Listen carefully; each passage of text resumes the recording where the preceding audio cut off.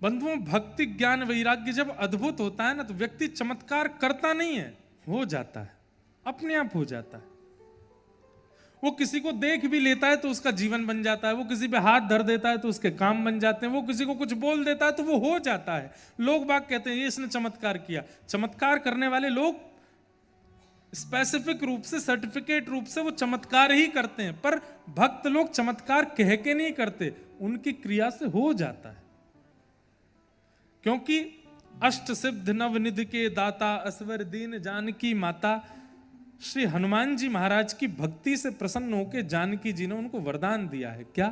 कि अष्ट सिद्धियां नवनिधियां तुम्हारे पास ही रहेंगी। हनुमान जी वहां पर कोई सिद्धि करते नहीं है, पर उनकी भक्ति इतनी प्रगाढ़ है कि वो जिसको देख लेते हैं, जिस पे हाथ धर देते हैं, जिसको कुछ कर, उसके सब काम बन जाते हैं। हनुमान जी क्या करते हैं? बोले प्रभु चरित्र सुनवे को रसिया, राम लखन सीता मन बसिया।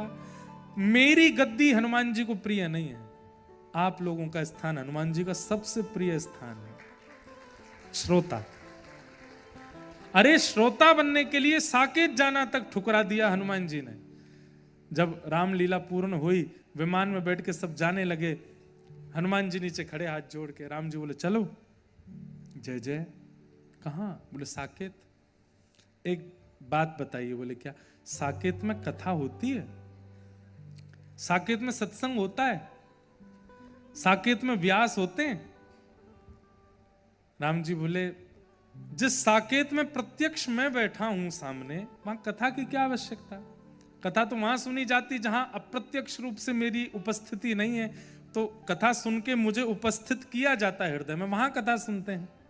साकेत में तो मैं बैठा हूं, वहां कथा की क्या आवश्यकता? हनुमान जी बोले तो फिर ऐसा साकेत आपको प्रणाम करके देते हैं।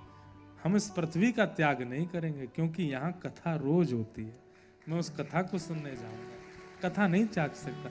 इसलिए चारों युग परिताप तुम्हारा। 3 युग में सब देवता हैं, पर कलयुग में हनुमान जी भी। कहाँ हैं? बोले कथा से